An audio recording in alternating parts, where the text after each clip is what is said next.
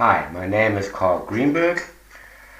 I am the author of Last of the Editions, The Gokwe Kid, and Simply the Pest, which are now becoming, as far as I'm concerned, cult classics of Rhodesian history.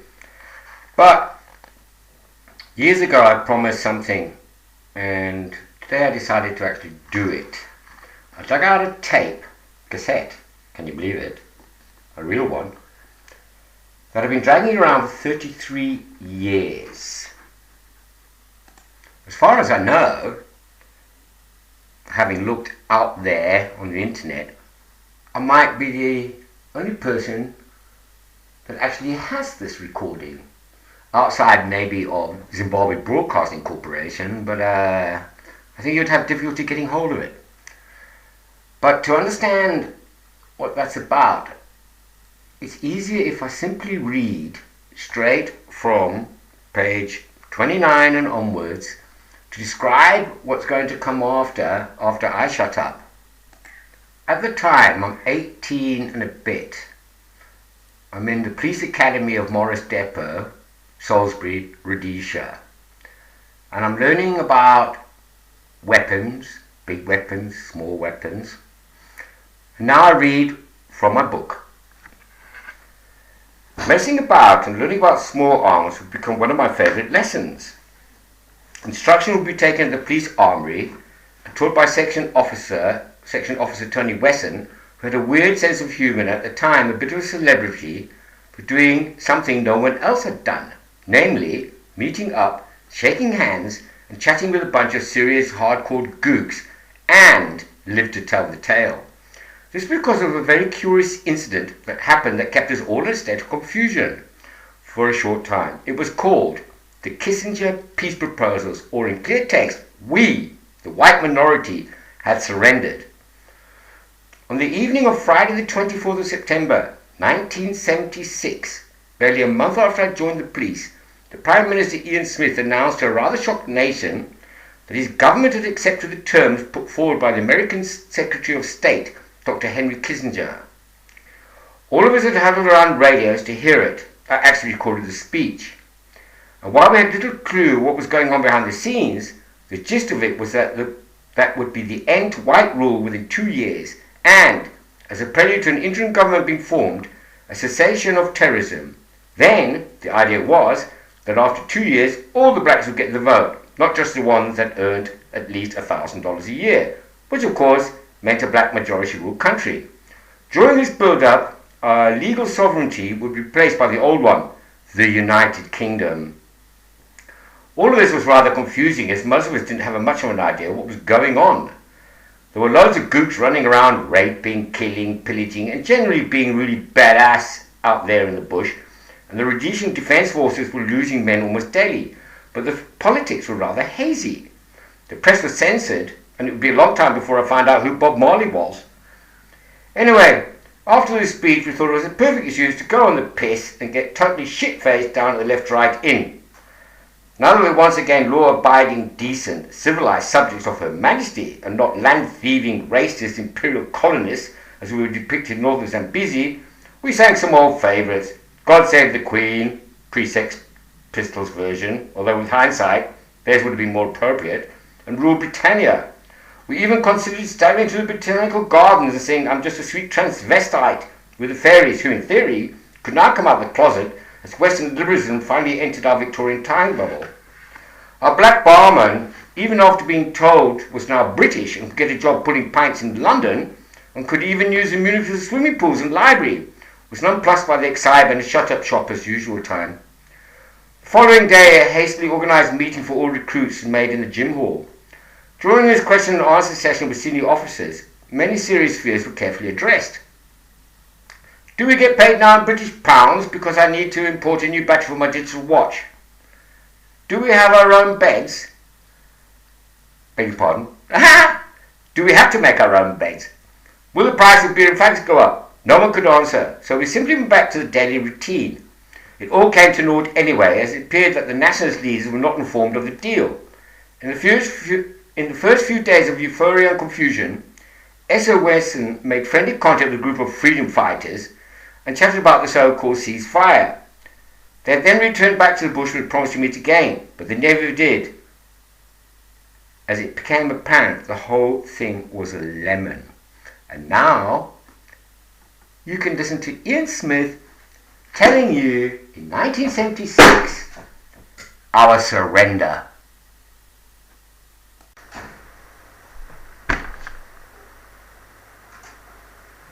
I have recently had a series of meetings in Pretoria, firstly with the South African Prime Minister, then with Dr. Kissenger, and finally with Dr. Kissenger and Mr. Forster together.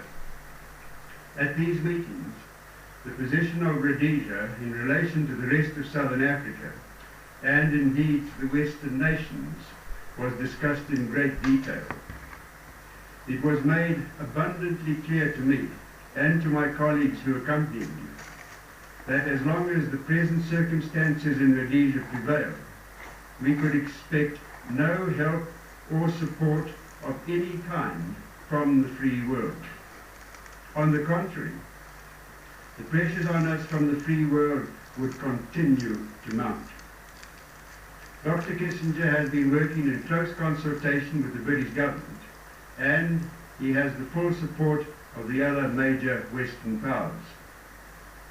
Dr. Kissenger assured me that we share a common aim and a common purpose, namely, to keep Rhodesia in the free world and to keep it free from communist penetration. In this regard, of course, Rhodesia is in a key position in Southern Africa. What happens here will inevitably affect the entire subcontinent. Although we and the Western powers have a common purpose, we differ from them in how best to achieve this. I would be dishonest if I did not state quite clearly that the proposals which were put to us in Pretoria do not represent what in our view would be the best solution for Rhodesia's problems. Regrettably, however, we were not able to make our views prevail, although we were able to achieve some modifications in the proposals. The American and British governments, together with the major Western powers, have made up their minds as to the kind of solution they wish to see in Rhodesia, and they are determined to bring it about.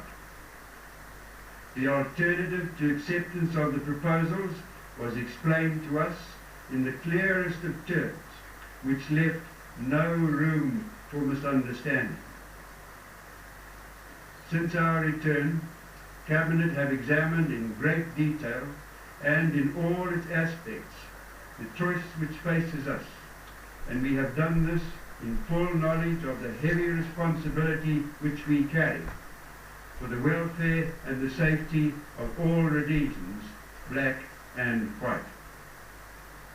In the light of this assessment, Cabinet has decided to accept the proposals put to us in Pretoria, and the parliamentary caucus of my party, which met all day yesterday, has endorsed our decision.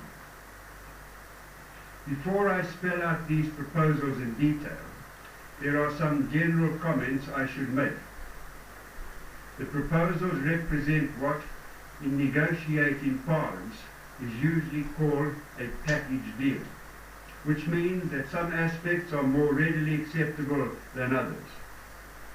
Firstly, on the positive side, as soon as the necessary preliminaries have been carried out, sanctions will be lifted and there will be a cessation of terrorism. Dr. Kissenger has given me a categorical assurance to this effect, and my acceptance of the proposals is conditional upon the implementation of both of these undertakings. In the light of previous experience, there will be some understandable skepticism regarding the undertaking that terrorism will cease. But on this occasion, the assurance is given not only on the authority of the United States government, but of the British government as well.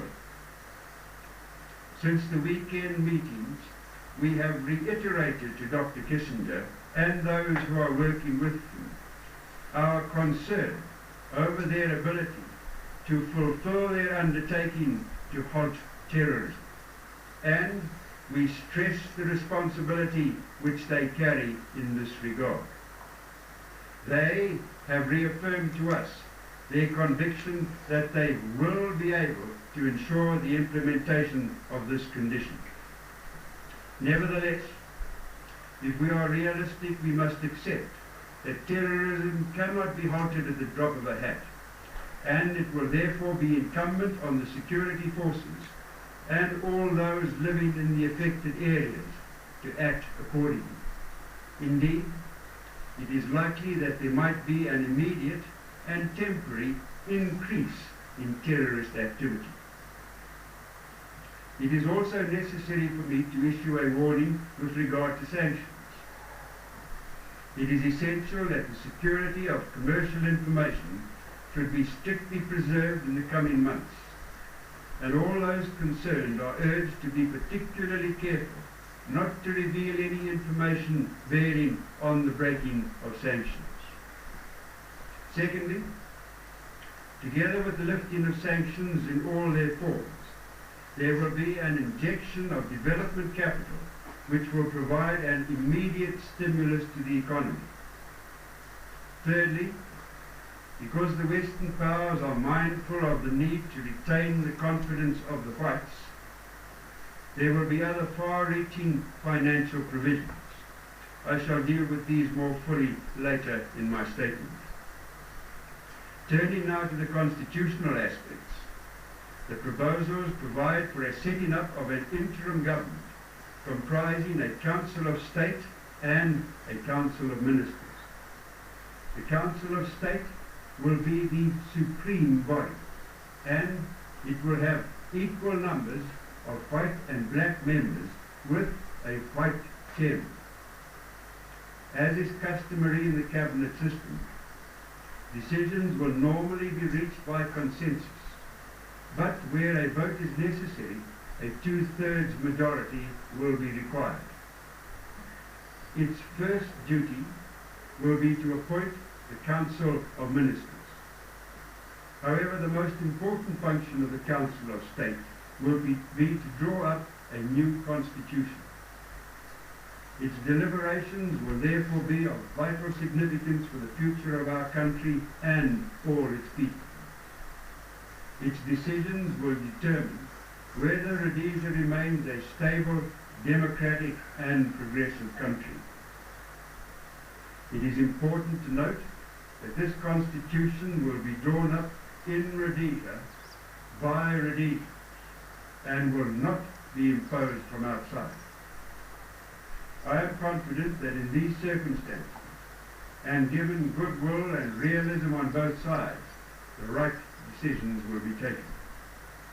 It will be a majority rule constitution, and this is expressly laid down in the proposal. My own position on majority rule is well known.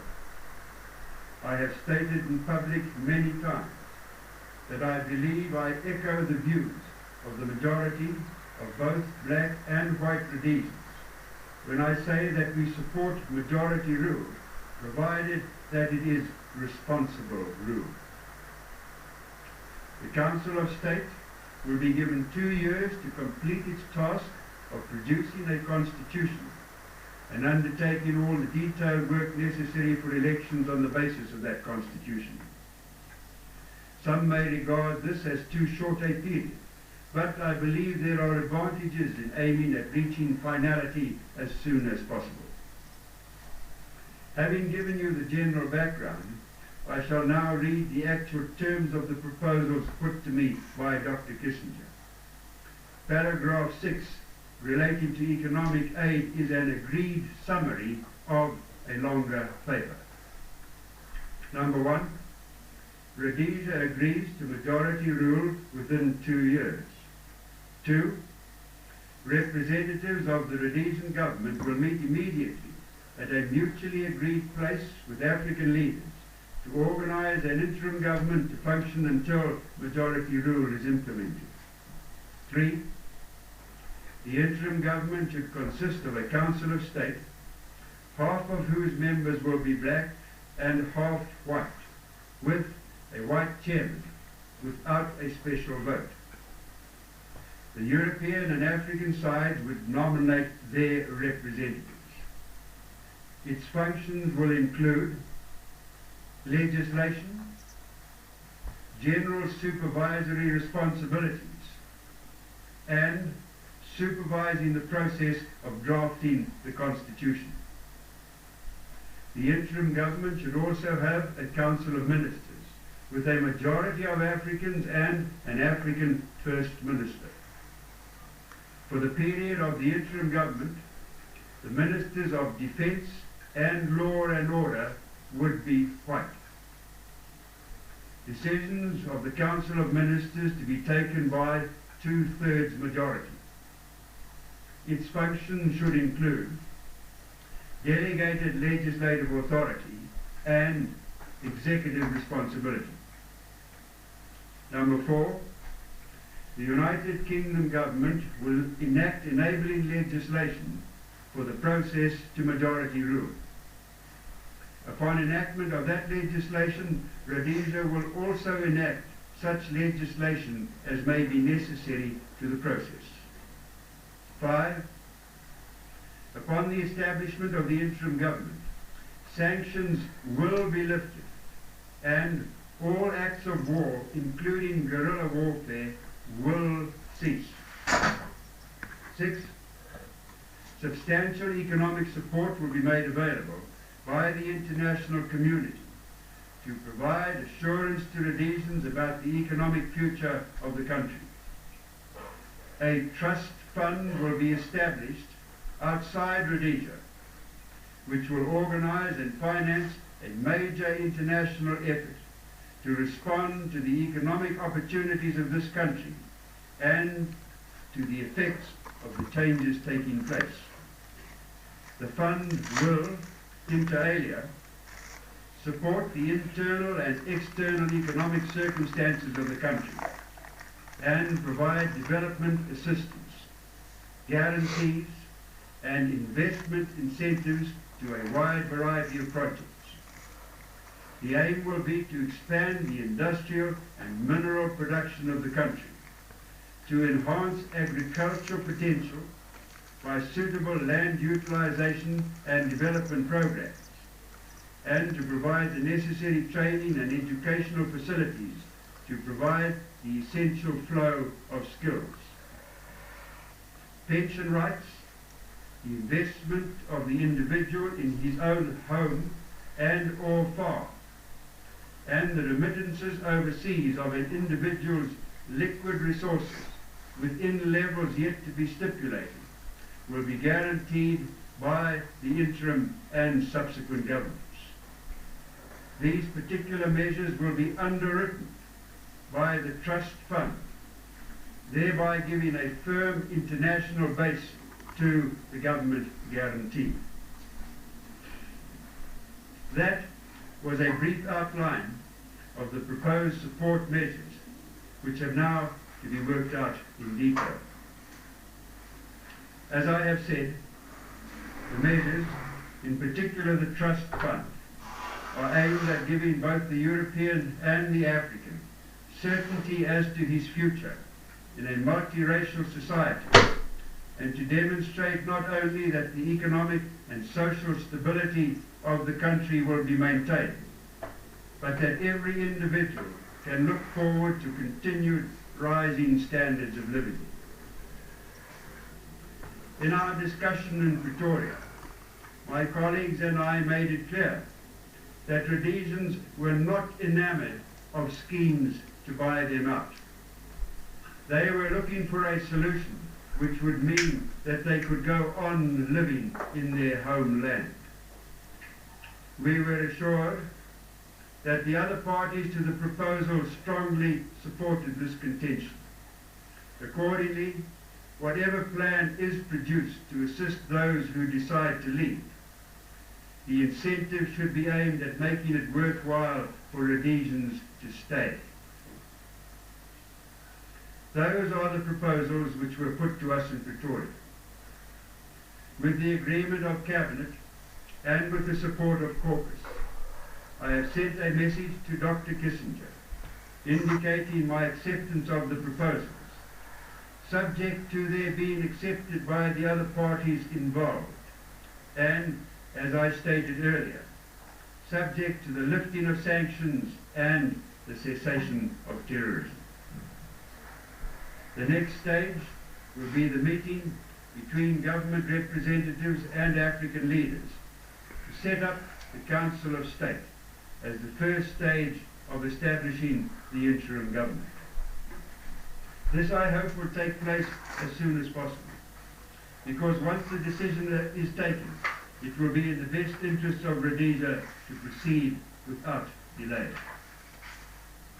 I have given you the more important parts of what transpired during these negotiations. Were I to continue talking for the next 2 hours, I would not be able to tell you everything. And unfortunately, there is much which cannot be disclosed in public. I hope you will derive some reassurance from the fact that my cabinet and my caucus came to the clear and positive conclusion that on the evidence before us, this is our best choice. What I have said this evening will be the cause of deep concern to you all, and understandably so. But we live in a world of rapid change, and if we are to survive in such a world, we must be prepared to adapt ourselves to change. We have the satisfaction of knowing that in spite of the odds against us, we Rhodesians of all races have built up a magnificent country where the prospects are second to none in Africa. I hope and believe we shall be able to keep it so. Despite the stresses and strains imposed by terrorism, the relations between the races of our country remain friendly and relaxed. We are moving steadily towards the removal of racial discrimination, and this will be seen to an increasing extent as the recommendations of the Quinette Commission are implemented in the coming months. I believe that it is incumbent on all of us, white and black alike, to act with dignity and restraint in the testing time which lies before us, and to create the right atmosphere to enable those charged with drawing up the new constitution to proceed expeditiously with their important task. Clearly, this agreement doesn't give us the answer which we would have liked.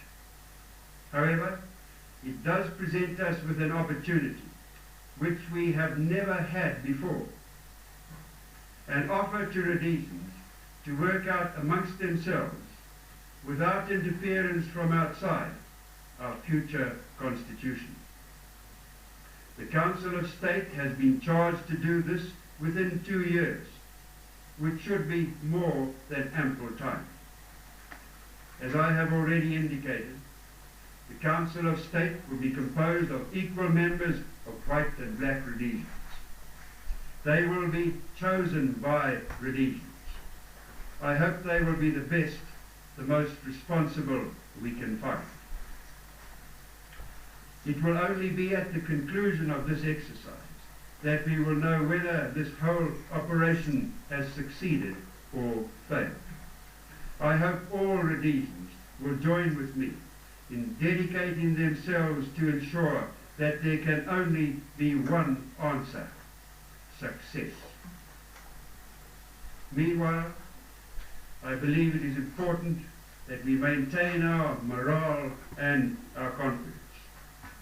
It would be unworthy of us, after all we have been through, after all the sacrifices which have been made, to allow ourselves to fall into any premature despondency.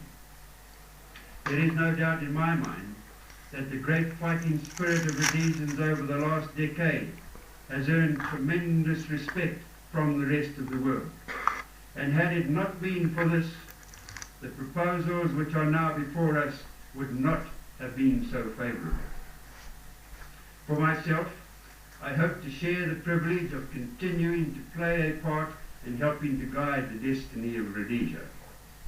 I remain dedicated to the ideal of doing all I can to ensure that Rhodesia remains a country in which all of us, of whatever race or colour, can live and work and prosper together in peace, harmony and stability. I have been tremendously gratified and encouraged by the messages of support which so many Rhodesians have sent me in the last week. I am confident that the spirit of determination of Rhodesians remain undaunted and that we shall go forward together towards our goal. Let me end by quoting a few words spoken by Winston Churchill during the last World War. Now is not the end. It is not even the beginning of the end, but it is perhaps the end of the beginning.